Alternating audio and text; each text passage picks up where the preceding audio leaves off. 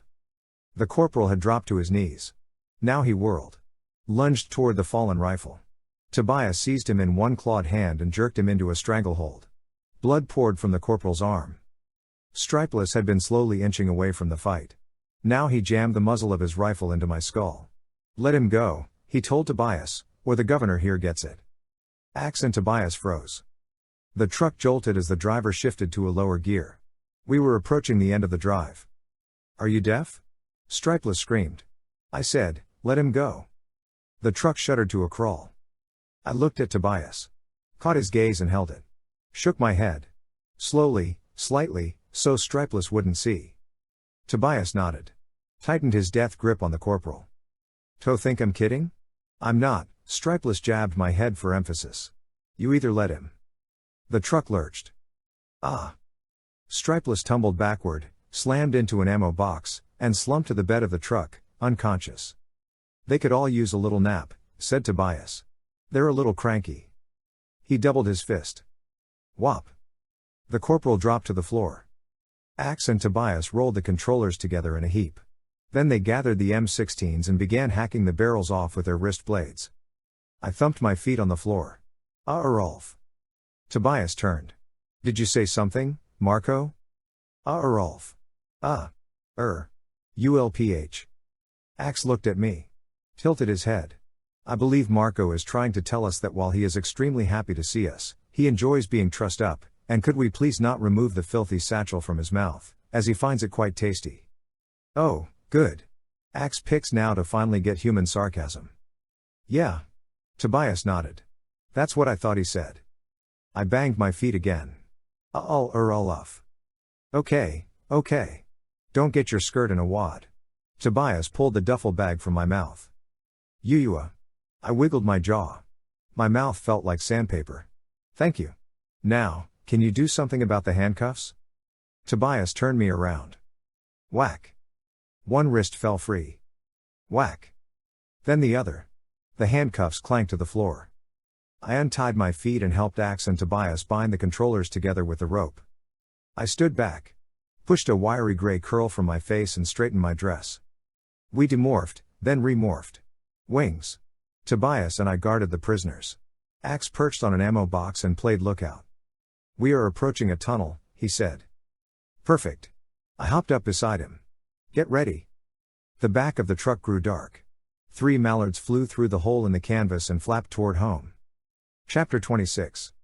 Hey, look, Cassie, I said. You're a TV star. I pointed at the TV screen, where a wolf was leaping into a crowd of National Guard troops. The wolf growled, bared its teeth, and sank them into a burly soldier's butt. We were back home, in Axe's scoop in the Hork-Bajir Valley. We were crowded around Axe's TV, watching news footage of last night's battle. Jake and the others, Group 1, had discovered the main Yeerk headquarters for troop infestation. When the Animorphs showed up, controllers were herding hundreds of National Guard soldiers at gunpoint toward a temporary Yeerk pool. Jake, Rachel, Cassie, and James's group, along with a few of Toby's finest fighters, attacked. The battle quickly became bloody and desperate, and Group 1 realized they were losing. Badly. But they knew they couldn't give up. They couldn't bail and let hundreds of soldiers become infested with Yeerks. Sometime after midnight, another National Guard unit made an appearance. The colonel in charge ordered the Yeerk commander to free the uninfested troops and surrender. When the Yeerk commander didn't, the colonel and his unit attacked. Again the battle was bloody and desperate, but the colonel had seen battle before, and he knew how to win. He hadn't stopped Visser 1 last night. But he had definitely slowed him down. Axe flipped from a local channel to CNN. Hey, go back, said Jake. I want to see that. Axe clicked back to the local channel. A blonde reporter was interviewing a grim-looking military officer on the steps outside the governor's mansion. That's him. Jake pointed at the screen. The guy who kicked butt last night. Axe turned up the volume. The interview was almost over. Thank you for that detailed account, Colonel Larson. Colonel Larson? That's the governor's guy, I said. The one who just got back from 2 weeks in the desert. The reporter turned to the camera. That was Lieutenant Colonel Jacob P. Larson, the newly appointed head of our state National Guard, giving us a chilling account of last night's violent clashes within National Guard ranks. Back to you, Dave. The camera switched to the news anchor. He flashed a TV news guy smile. Thank you, Patricia. In a related story, the governor got a bit of a scare yesterday afternoon. During a fundraiser at the Ambassador Hotel, she was kidnapped by 3 suspects who, witnesses say, were wearing Halloween costumes. News Channel 5 brings you exclusive footage of this bizarre incident. Dave's image was replaced by that of a limousine screeching from a parking lot, a leathery serpent head poking through the limo's roof. Then the camera switched to a scene of the governor galloping along a bridge on the back of a furry, blue, 4-legged creature. A gorilla and another creature, the one with the serpent head, leapt over stalled cars and wrecked delivery trucks while police officers gave chase. The newscast ended with footage of a helicopter explosion and a slow-mo shot of a yacht sinking into the river. So? Jake looked at me. You kept it all pretty quiet, huh? Hey, we were showing a little finesse there, I said. Yeah, said Tobias. Hey, guys, quiet, said Cassie. I want to hear this. She leaned forward and turned up the volume. An announcer's voice blared from the TV. We interrupt your regularly scheduled program to bring you late-breaking news from the Capitol. The picture went fuzzy for a second, then focused on Patricia, the blonde reporter, talking to a plump gray-haired woman. It is our governor, said Axe. Rachel stared at the TV. She's a woman. Well, yeah, she's a woman, Rachel. I glanced at Tobias. You didn't know that? Rachel was too impressed with the governor to be annoyed with me. This is so cool. The highest elected official in our state is a woman. She peered at the screen. The camera zoomed in on the governor. Her hair was a mess, her face pale. She was wearing the same sweats she'd had on yesterday, only now they were a lot more rumpled. But when she looked into the camera, her steady gray eyes were still bright. Still focused. Patricia pushed a microphone into her face, and the governor began to speak. I won't beat around the bush, she said. I have declared a state of emergency. I repeat, a state of emergency. This is not martial law. Our police, and even our National Guard forces, cannot be trusted. She glanced at the reporter. The news media cannot be trusted. You may not even be able to trust your friends or your own family. She explained about Yeerks. About how, like an invisible disease, they have been infesting and slowly taking over the population. I know this sounds fantastic, she said. Like something out of Hollywood. But by now you've seen the news footage. You know what I'm telling you is true. Our state, our nation, our entire world is under attack. But we are already fighting back. I have requested help from Washington, and the President has agreed to send U.S. troops. U.S. troops, I said. It's what we've wanted from the beginning. Why am I not ecstatic? How can you get ecstatic about all-out global war? Tobias said. The governor shuffled her notes. Looked into the camera again. This is not the time for panic, she said. It is the time for each of us to reach into our souls and pull out the courage we may not even know we possess. Our enemy is strong. But we are stronger, because we are fighting for our lives and our freedom. For our very existence. Thank you, Governor. The camera switched to Patricia. Axe clicked off the TV. We sat in silence, staring at the blank screen. End of Animorphs book number 51, The Absolute.